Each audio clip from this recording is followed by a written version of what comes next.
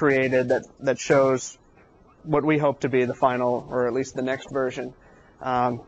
This demo represents the changes that our beta testers have suggested, all the questions and concerns they had regarding how it worked in the classroom. Nice timing. We created this classroom management system in response to some of the requests that the faculty had. They wanted a centralized location where they could keep some of their information for the everyday tasks involved in the classroom and the entire course. So what we've done is we've created an application that allows people to quickly take attendance and to record that attendance and to go back and edit that attendance and record the participation. And it includes, if you all saw the hot seat that we demoed last year, this part actually includes that portion. We've now made changes to that to make it more usable in the law school classroom. So that's what I will be showing today.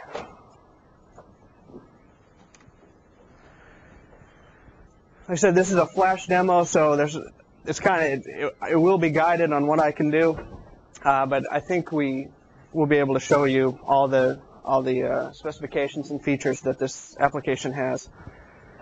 This is just a welcome screen, and to start, go to Contracts A. If a professor had his courses loaded and he started up the program, this is what he would see.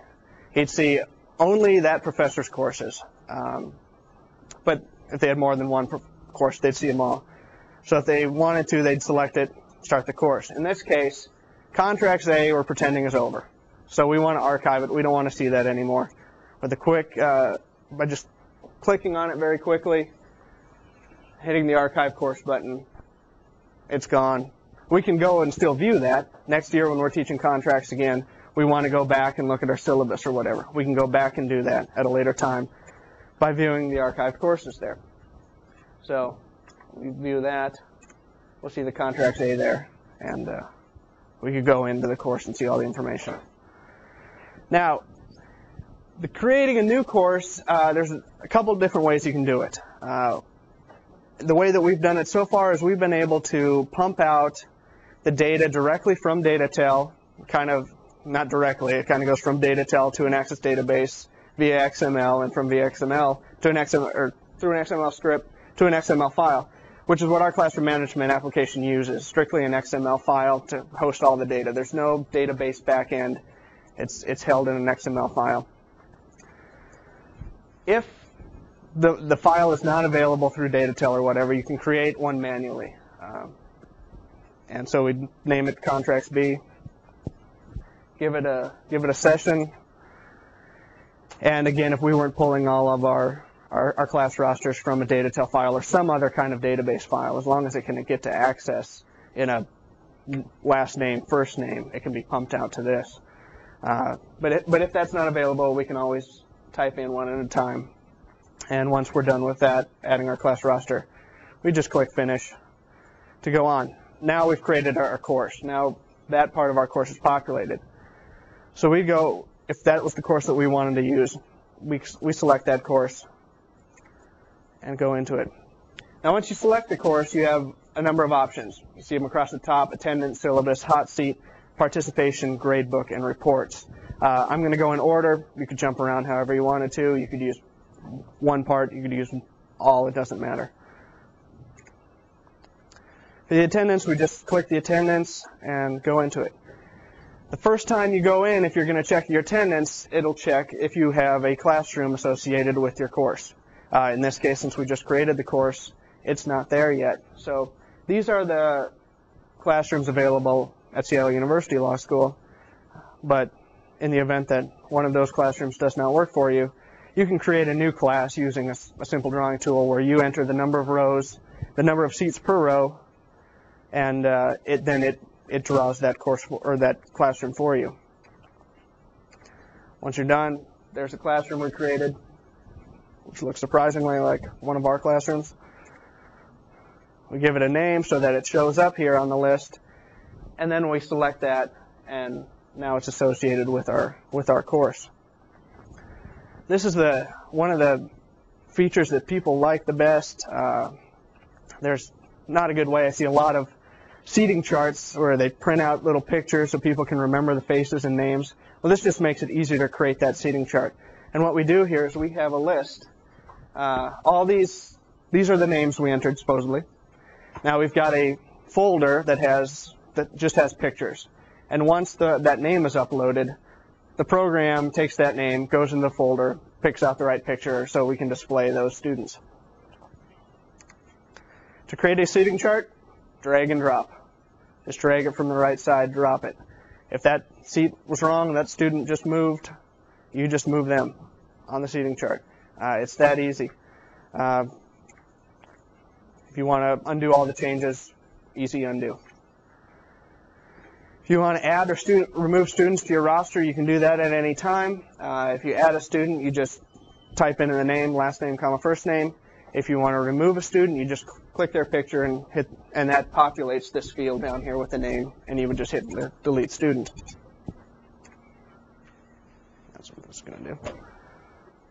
Once we're done creating a seating chart, we click save, and we can move on. If this was going to be used to take attendance, click the take attendance, and now we see all the red seats represent where a student is seated. And if you wanted to see who that student was, you just mouse over that red seat and you'll see the student's information. And this field with the email address, you could populate however you wanted to. If you didn't want to have that in there, or you wanted to have additional information, you just pump that into the XML file on creation, and you can do that easily. To mark a student absent, you just click the red seat. So this is assuming that you are entering the data on the date that the student was absent, because this is going to look at the computer date, and that's what it records into the XML file. At a later time, you can always go back, and we'll get to that a little bit later if you wanted to add, an additional date or whatever, or remove a date. Once you're done recording the attendance, you just click save and next. Now here's where you can edit records, and you can do this one of two ways. The first way is to just click on a date, and you'll see all the students that were absent on that date. If you want to remove a student and say, no, that student was really here, you just click on this over here, click the remove button, and it would remove that student. So Robert Reese was really there, so he's gone. If you wanted to add a new student, you just type in the name down below, again, last name, comma, first name, and it's in. If you wanted to see, the other way to edit the attendance record is by student. So if you wanted to see all the information for a particular student, you just click on that student, and you'll see the number of absences and the number of passes if you record that. Yes? Can you export that into like an Excel spreadsheet? You can export all of this information. How we export it, it's not really decided yet, but Excel would be one of the easiest ways to. If you wanted to add absence, you just would type a date. Or if you wanted to remove or what, you just click remove. The next feature is the syllabus. It's just a very basic syllabus. You click on a date, and you can see what the assignments are for that date if you want to add whatever notes. If you want to add a new assignment, you just go ahead and add it, and now it's there. If you wanted to edit an assignment or add notes to the assignment that only you can see, you can click edit assignment, or you can delete the assignment or whatever. And then we've also included the ability to view the syllabus for the entire week or an entire month or an entire semester or whatever. So we'll go through the hot seat very quickly. Last year we demoed this. There were a few concerns that it wasn't really usable in a law school because you couldn't use those big long hypotheticals. So we've taken care of that now. Now all the students can play the game using those hypotheticals. We also added an easier way to add new questions and question sets if you're not importing them. It's just a little easier screen. So you just give a name, and then you start typing in your questions. So, and you can move them around from question set to question set as well. Just, again, simple drag and drop. Once you're done, just type in a new question, hit save, and then you can play the game. When you start the game, you would just choose which question set you wanted to use and hit Start Game. Now what this game does is it randomly selects students. So there's no hiding from it. If that student is not marked absent, they could be called on it. It's completely random. They're posed with a multiple choice question.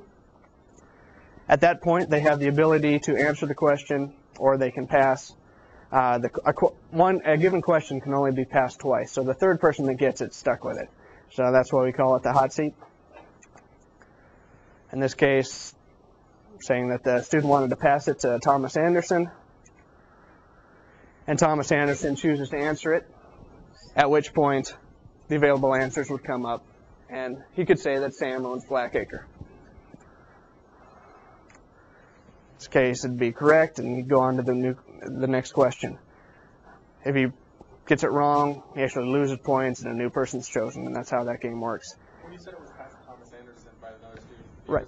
The student has to choose. Right. The student has to choose. It kind of adds a strategy there. We saw this has been used in the classroom. It seems to be that when a tough question comes up, whoever's ahead will get that question passed to them. So, and there's also, I don't know if the students have found this yet, but if they pass a question, it can be passed right back to them, and then they're stuck with it. So,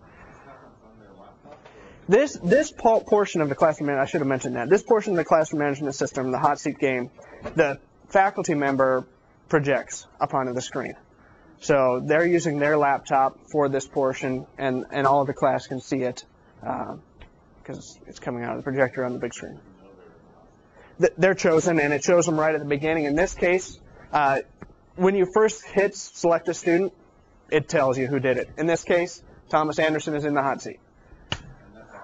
That's up on the screen. Right.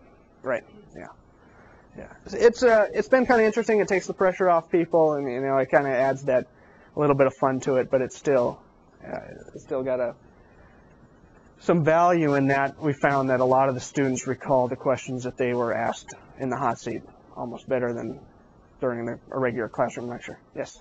Are you running this directly in Flash, or are you running it like as a Flash inside? It's Flash. Well, and what I have up here is just the Swift file. So that's just the Flash file. Of course, you can throw it into any kind of HTML file. Yeah, that would be no problem. When you're using it, it's not going to look at it. No. It's just using Flash and XML. Yeah. So if we're done with that, we hit End Game and move on to the participation.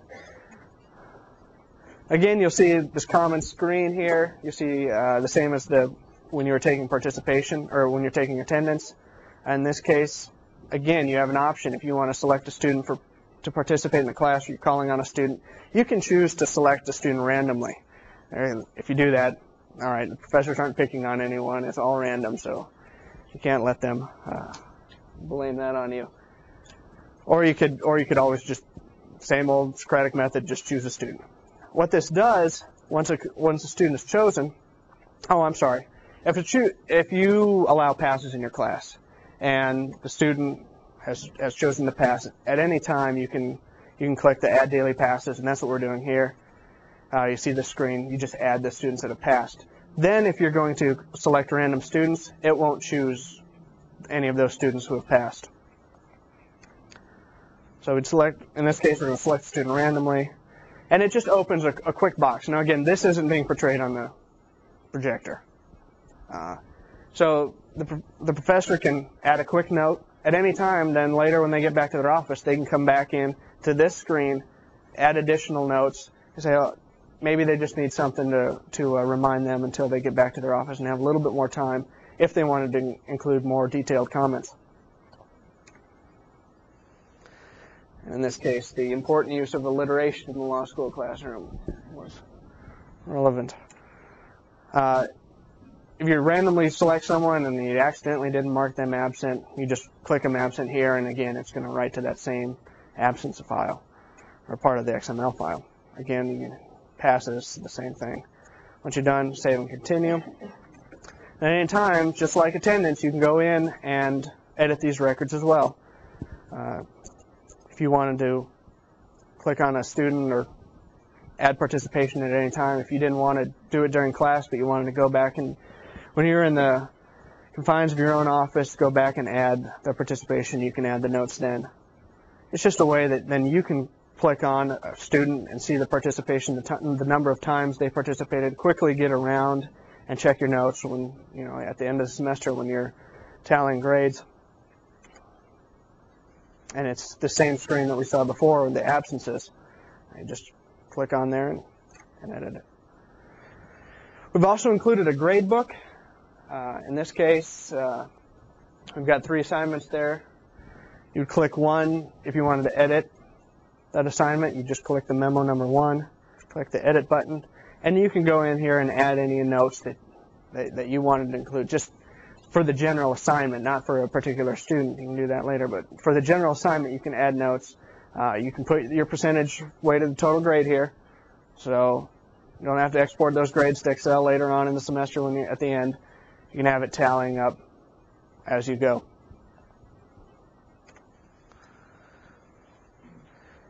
Each student has an individual gradebook page. You can click on that student and see what they have done here.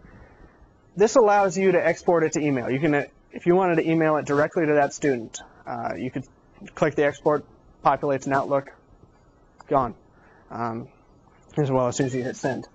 If you wanted to include the notes for a particular assignment, you can, or just if you wanted to send the information for a single assignment, you actually enter, you click View Edit Notes, and you would go into that and you'd see the individual notes for a particular assignment. And that way you can make all your comments for a particular assignment and then email that back to the student. To view the complete gradebook, you just click the complete gradebook button.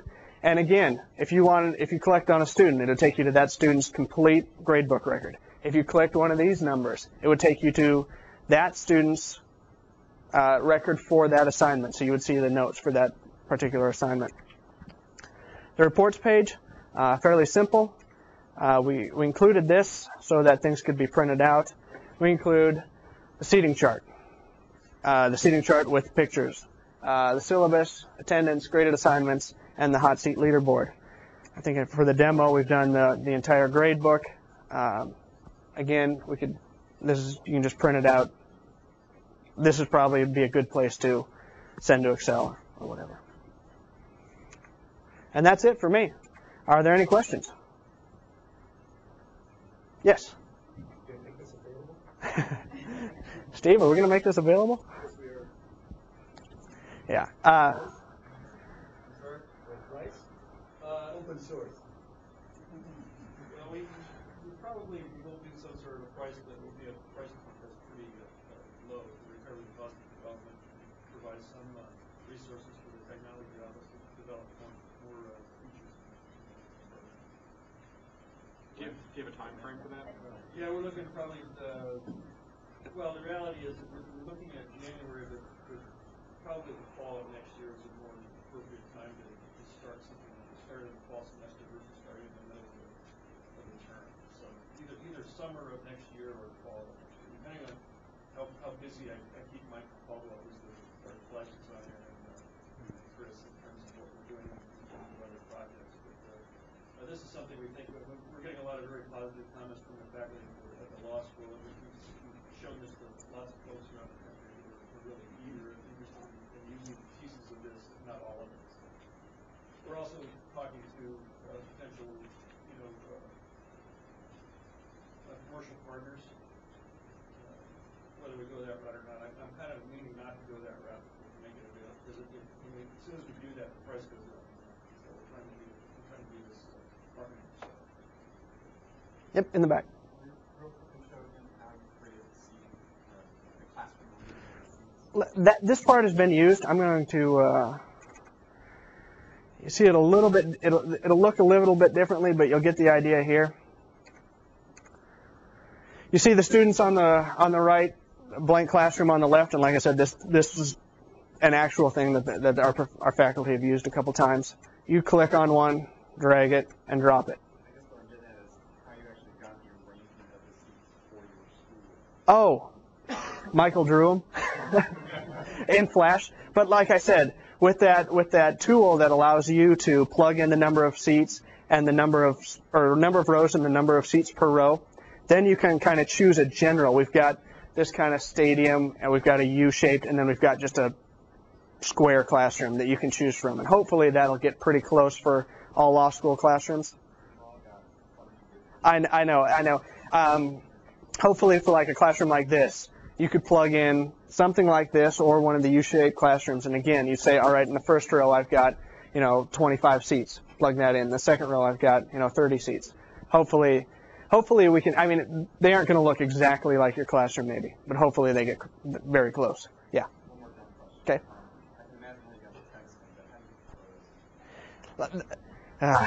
Our photos right now are taken when students enter as one else. So we've got a large database of all these photos, and I just copied them all into one folder. And it's just a folder with every photo for every student, compressed down, so it's a fairly small folder.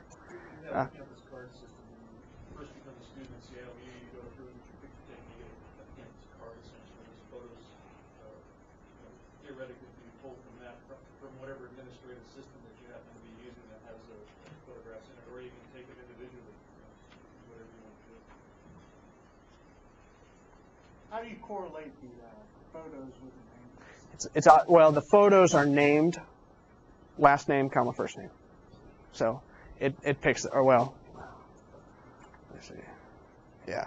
The photos have the name. Yeah, it's last name, comma, first name, right? It is. We've also tried the idea of IDing the photos. Student ID or something. Either way.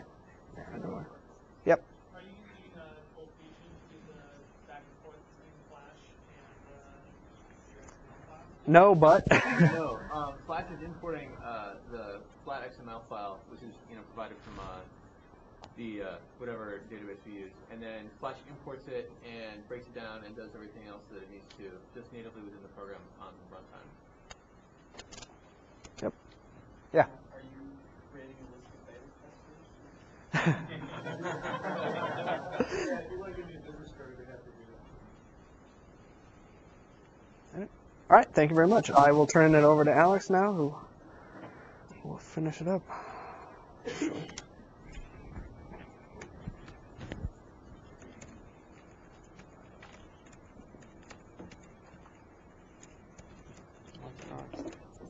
Thank you.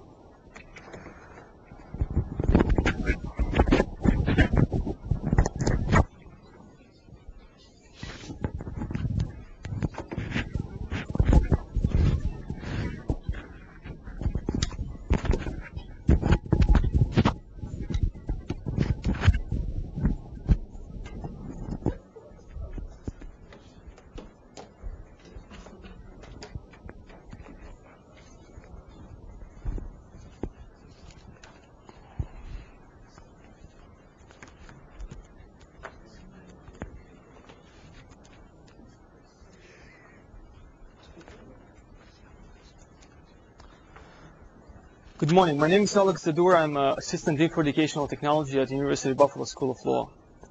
Let me fix the screen here for a second. Okay. What we did, we finished the product. It's a release version 3. We're calling it a destination point. The product by itself is a result of our faculty requesting something different than Blackboard or WebCT. All these packages are wonderful on their own, but as standalone packages, it's hard to integrate and it's hard to add any other function to it. It's all self-contained. What the goal was to create something to bring students and faculty to the same point, where they will basically discuss and communicate how it should be, how it was done since day one. And Blackboard and WebCT, students are starting to travel from module to module. They have to log in. So we decided to create it, eliminate the journey, and just make one point.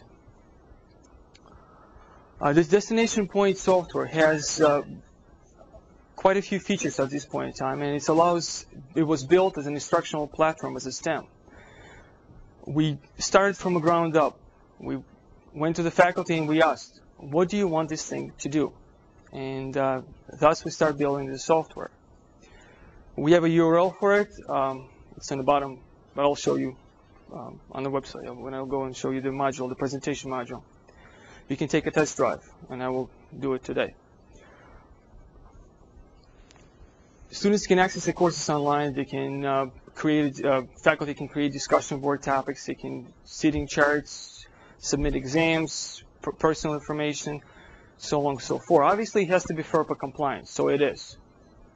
There is no information displayed by default unless the student specifies otherwise. I can go on and on. Why don't I just start going and just go to the website. This is what you will see if you ever go to the website at www.law.buffalo.edu/destination_point. This is what you will see.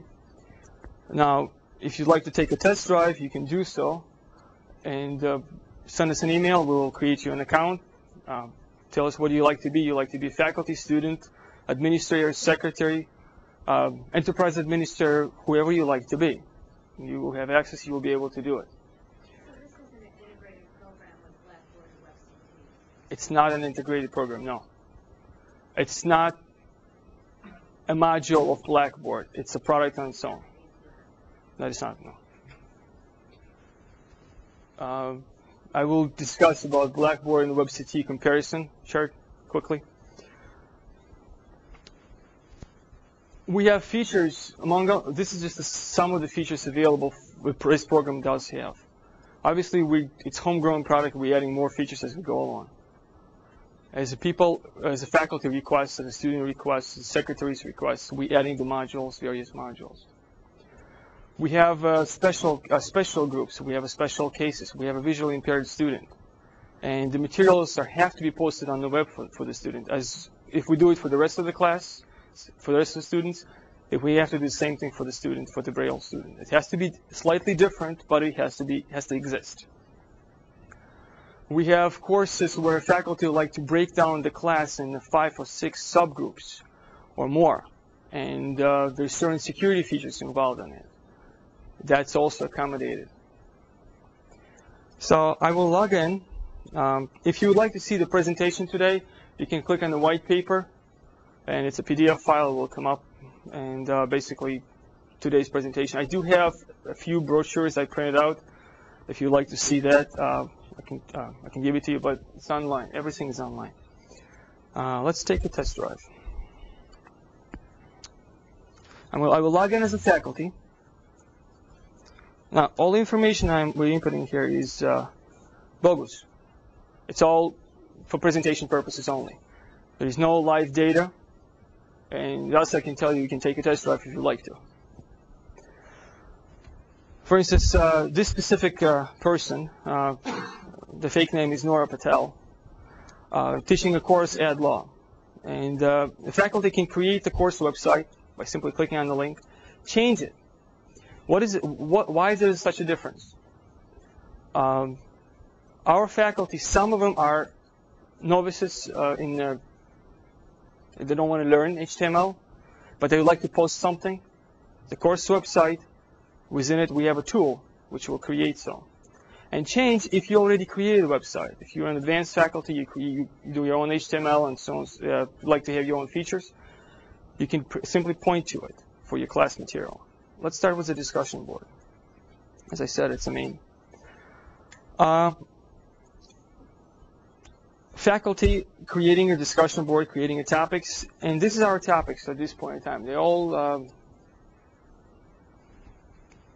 we inputted them ourselves. Sorry.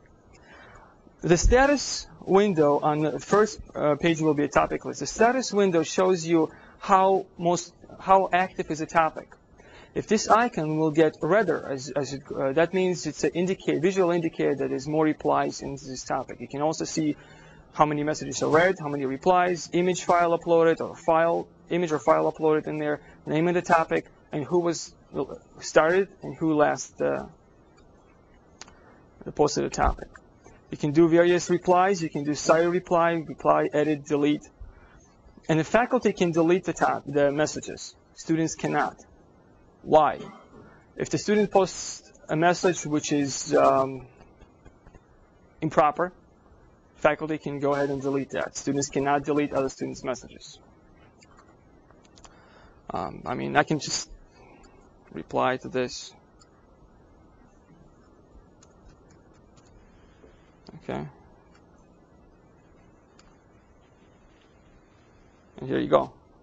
It's all existing. Faculty can also create a new topic. The same procedure.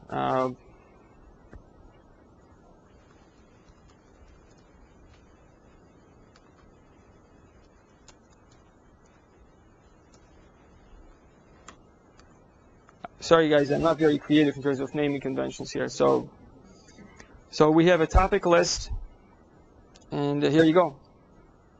It's available. It's already there. Faculty do not have to wait. Do not have to request anything. It's under your fingertips. If you're faculty, you're in charge. You're running the show.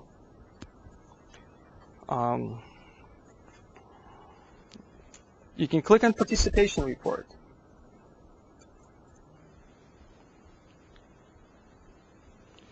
Participation report allows you to see all the students in your class and how often they replied to the discussion board, to the topics that you posted as a faculty. Let's say, again, that most of them didn't do anything because it's fake data. The person shown flowers replied, and we can see what the person actually was involved in.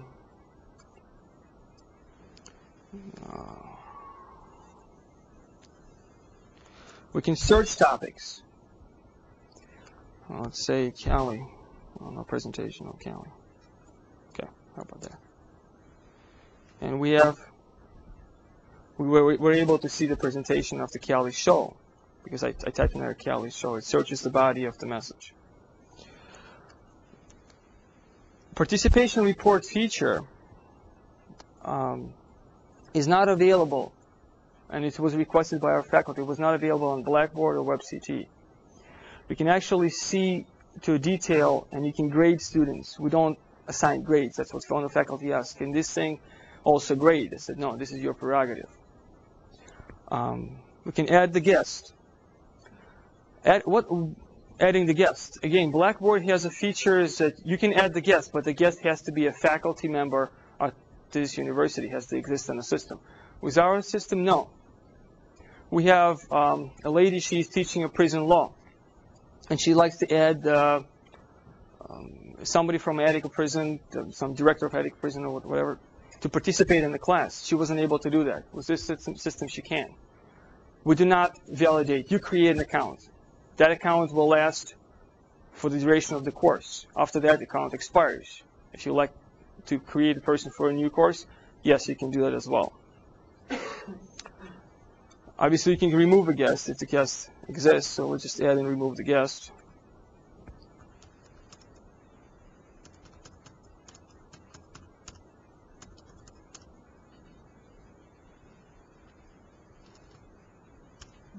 Whatever. Okay, we added the guest, and one of the time we'd like to remove this person.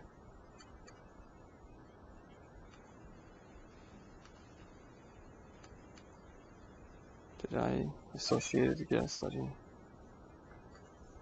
No. Yeah. Thank you. Didn't look. You see, sorry guys.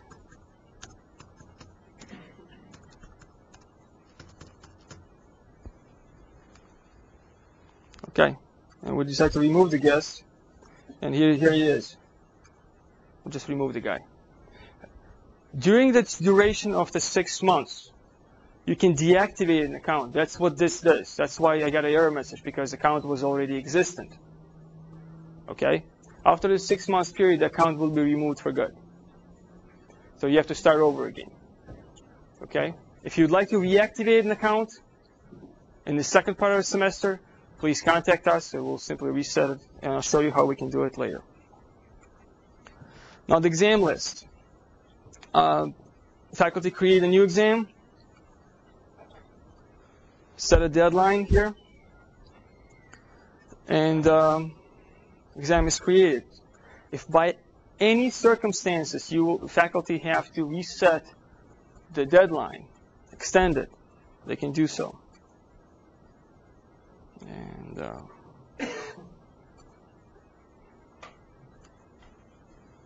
it's already reset. So the feature is everything is intuitive, fast-paced, and it's working. Profile.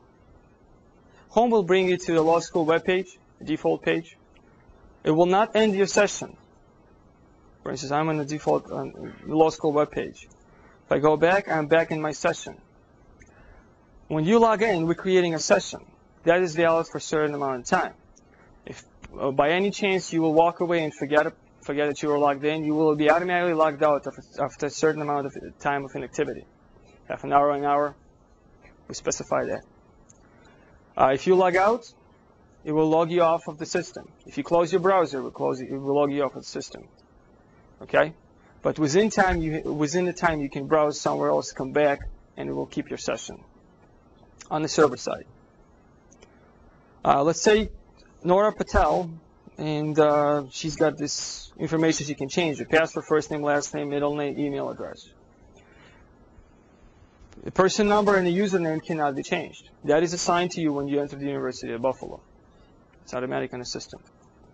The Braille Course. Let's see. We can upload the file, delete the file, and view the files. Obviously, faculty has this right.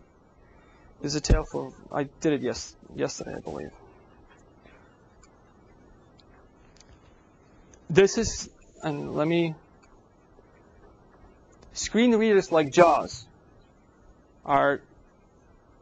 do read these screens without any problem or hesitation whatsoever.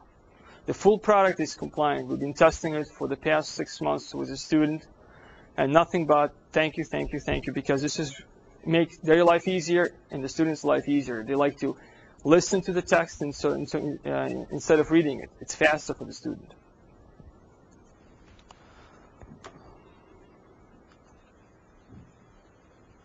Where did I go to the course? Yes.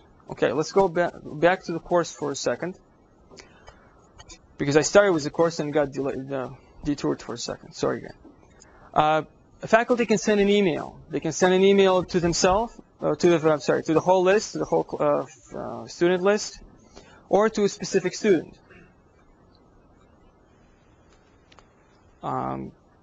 If you try to send a message within this module, it will tell you email sent successfully. That's what our faculty see.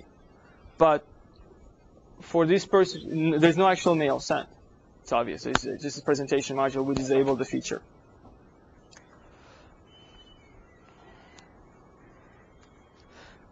Within the law school, there's sometimes 3 faculty teaching the same course. The University of Buffalo has a limitation, 1 faculty per course, because of the system they're running in the mainframe. So at any given time, there is only 1 faculty responsible for the course, but there's cases when they'd like to add others. We developed a module which you can add a faculty member, and say Justin Che. And at this point in time, Justin Che is currently co-teaching the course. This person will have the same rights as the main faculty, except adding or deleting the co-instructors.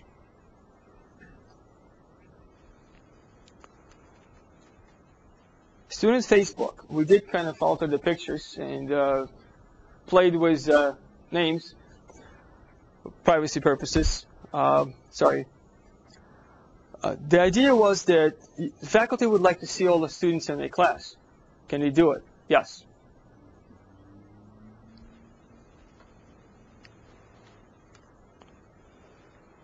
Student Facebook seating chart. The question was in the back before asked, how do you develop the room seating charts?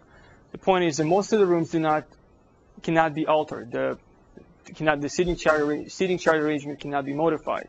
We're creating a templates, and the faculty or the secretaries can do that. They used to do it by copying the Facebook pictures and they cutting with the scissors and gluing to the.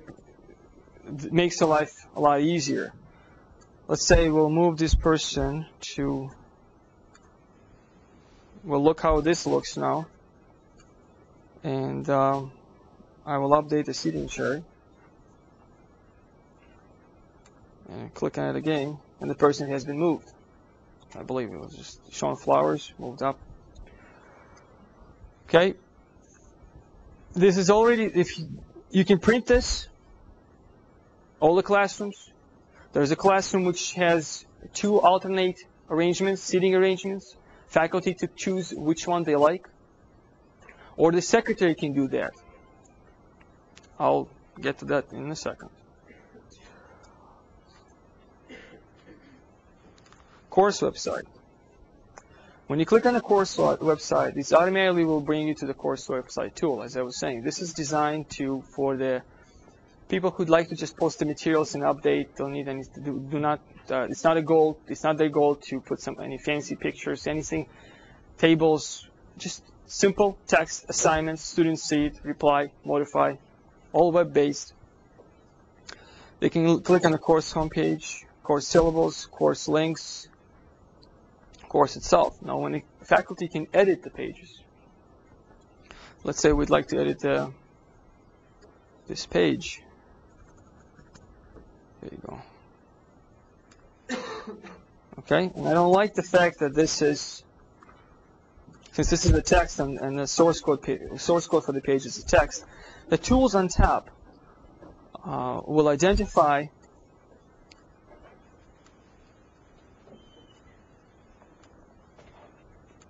what most common commands, text format commands faculty need or would like to have.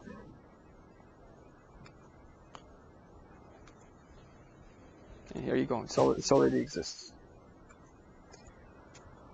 So that's basic HTML generator to accommodate the need and the demands of the faculty in order to post the materials on the website. For the faculty who already did this, they can create a type of URL, submit, and it will create a link to the course website so students can access it. Past exam. What is this past exam feature is? The law library came to us and said that they have in the past they used to circulate the old exams with the faculty permission, and it only was on the circulation desk. They would like to be able to widen the options for the students so students can actually prepare for exams and be able to access online. Can you do this? Yes. You can search by semester, you can search by year, you can search by course number, you can search by faculty. Since we're doing Nora Patel. There you go. Again, the PDF file which will come up has nothing to do with this faculty or anything of that nature. Okay. Yes? Who put the exams in the first place? The exams are submitted to librarians with the permission of the faculty, and librarians are creating PDF file and just simply uploading to the folder.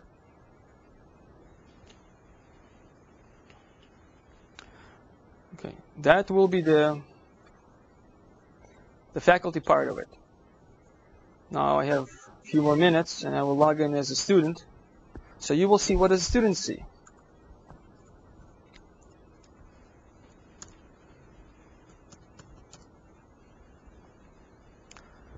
Students see all the courses they are taking. We have 3 options. Courses you're taking, courses you are assisting, courses you're teaching. If you're a faculty, you're teaching courses. If you're a student, you're taking courses. But if you're a student assistant, which faculty promoted you and asked you to assist them with a course, to teach a specific course, you become courses you are assisted. So the category of the courses will split.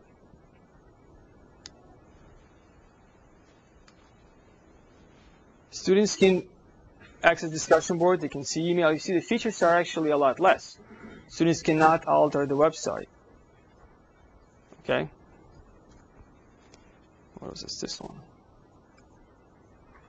They cannot alter the page. There is no edit tool for them. They can only see what the faculty is posting. They can modify the information, the same as the faculty. In this case, I added the person so they can see all the Braille folders. They cannot post anything on the left side. The tools are disappearing. So based on your permissions, based on your group membership, is what features you will be able to have access to. There is administrator module, which it's all web-based. Administrator can control who has access to what. Past exam features, they can search, they cannot upload the files.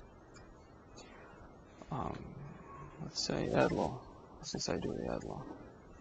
They can send an email to the faculty, but they cannot send it to the whole list of the students. So students cannot communicate as a mass mail to the rest of the class. Okay. If you don't have any questions for these two modules, I will show you the admin module. Go ahead. Yeah. The Braille feature is an automatically generated text file from what people would upload. It's normally like web versions, and then there's a Braille version. When they create a Braille file ready for printing, that file has to be text format. That's the same file they can upload on the web. It can be a Word file. It can be, so far we had WordPerfect, Word, text files. Obviously, the file cannot contain pictures. Braille files are not just sort of a mirror of what's on the rest of the web. No. System. They're special files. Correct. Specifically for Correct. The law school Braille's the text materials for the student currently. We have a Braille, and we are brailing the course materials for the student.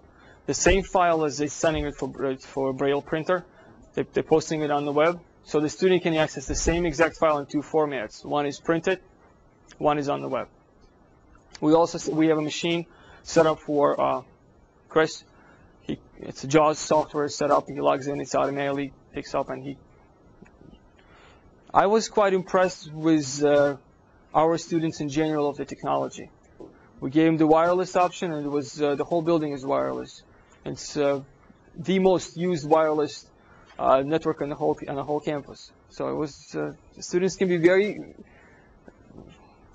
way above us sometimes. Okay, I'm going to log in here as a secretary.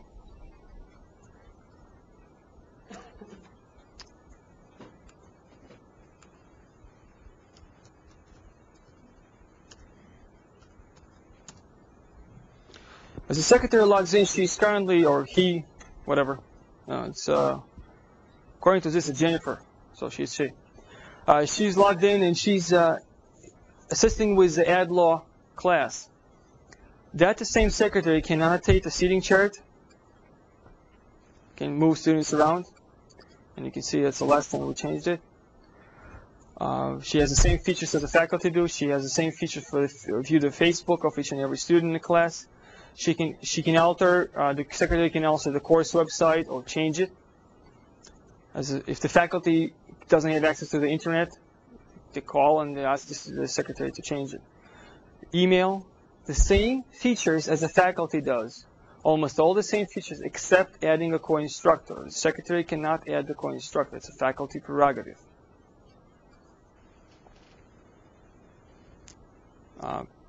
Exactly the same feature from topic list to the exam list. Secretary cannot upload the feature. Now we'll log in as I'm trying to. It's a big product. I'm trying to show you kind of quickly, so bear with me for a second.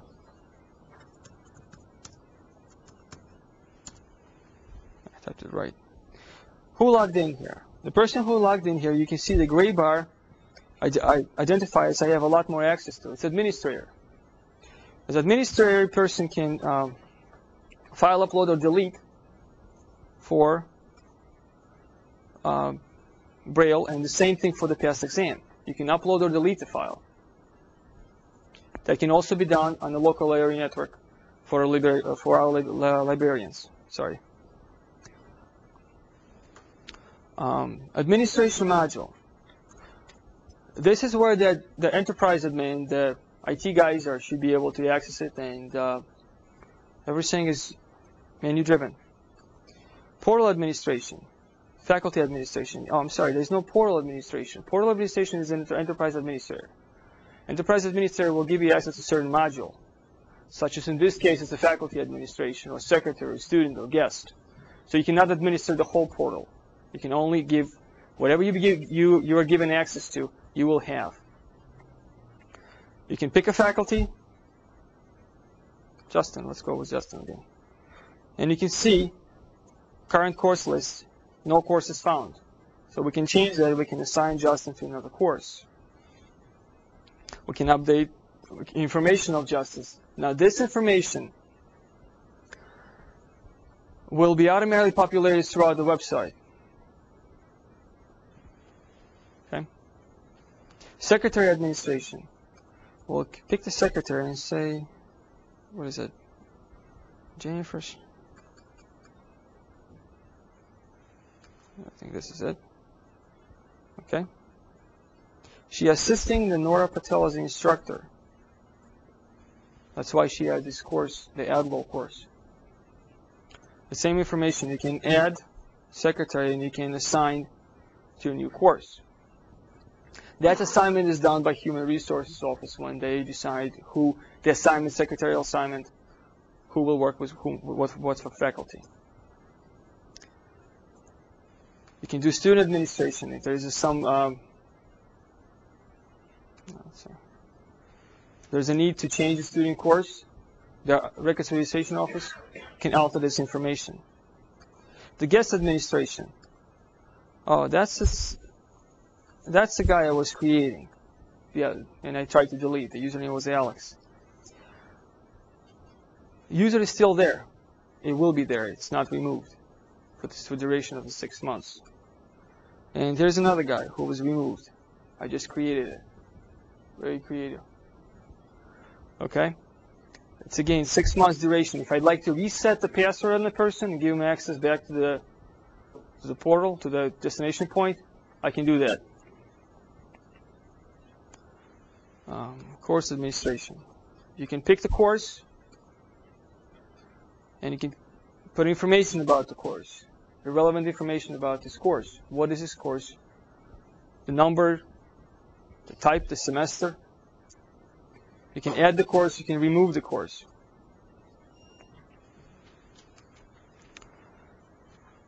The past exam administration. We can select who has access to update the past exams, upload the files to past exams. We can select the person, and the person now has, if I log in as Justin, Justin will have access to this. The same for the Braille administration. You select which faculty, secretary, will have a right to upload the files, and which student will have a right to view the files posted. Inventory administration. Inventory, we have, probably you have the same thing too. There's, in big universities, they centralize inventory services. They send you a book every so often, and you have to mark your merchandise, if it's here or not. We don't do it anymore. It's online. Every time we move things around, they get notification. They can go and view our inventory live as it is.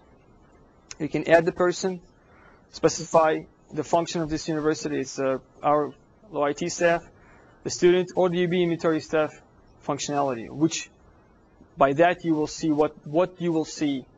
The tools you will see is based on the functionality you're assigned to.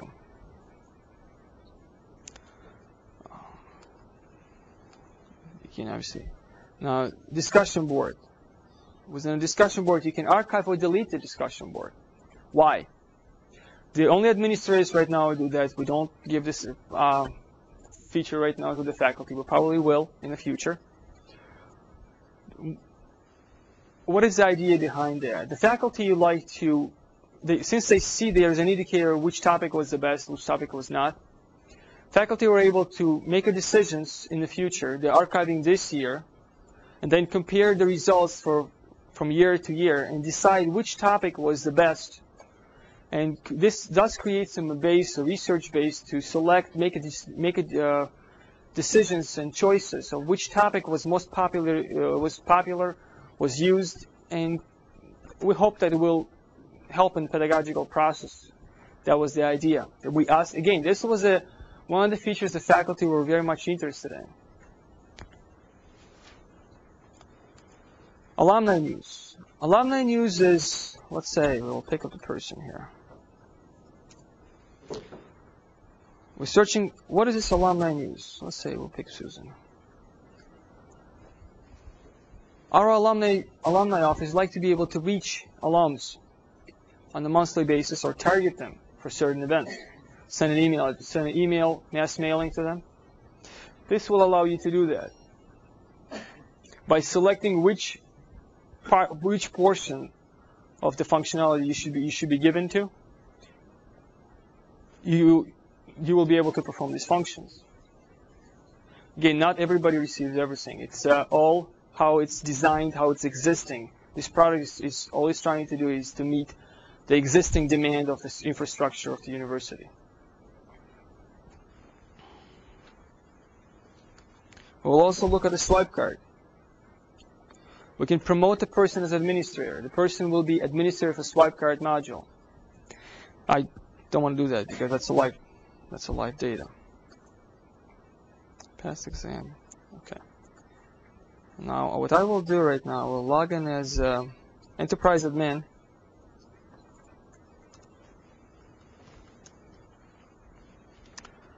Here's my enterprise admin.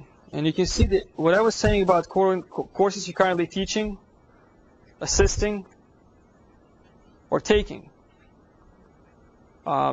Enterprise admin has everything. We have to test on ourselves sometimes what we do. That's a separation of where you are in terms of a student. Why? Because the same administrator will be able to sometimes is assisting faculty with the courses and sometimes are taking courses at the same time. How do you accommodate that? We have the answer. We have a feature here that says portal administration on the side. Same Justin didn't have anything. Who had something? Eric. Our Eric, he had access to portal, swipe card, are missing. So the rest of the stuff Eric should be able to have access to. Okay? This is a privilege is to modify the options. There is readers and there is managers. This is a manager module. Now I will say a few words about security and compatibility of the product. And then I will tell you a few words about Blackboard and WebCT. And then I'm done. Security. Behind this is Oracle database, Oracle 8i. Being it's Oracle 8i, it's scalable. It can accommodate from 1,000 to 100,000 without a problem. Given the fact it's running in a separate server, it adds a security since we have a firewall installed on both machines. We separated the web server and the database server. So there is no, so far for the past year and a half of operation, there is no security breach. We were a couple of times we were attacked, but everything is functioning very robustly. For the user perspective, on the client side, there is no minimum requirements. You can have 486 if you wanted to.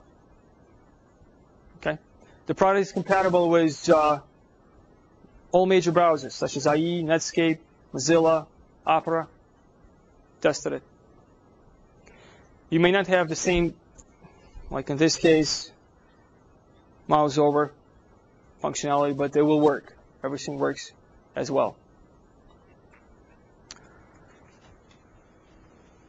The destination point software has the reason why it's so fast, and I was able to show you in half an hour the bulk of it, because there is no transfer in the computer languages. There is no bottleneck.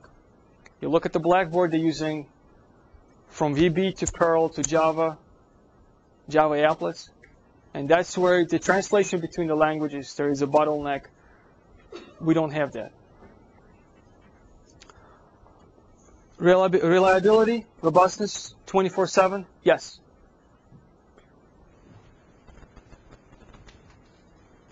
Can it be run on the Linux? Yes. Apache web server, that is correct. MySQL, the database, yes. The product is flexible. The product is reliable. Very little maintenance.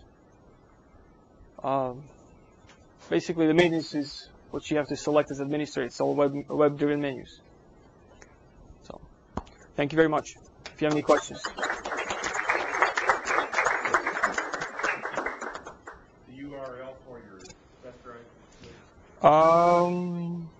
Tell you one second, right here. This is a URL.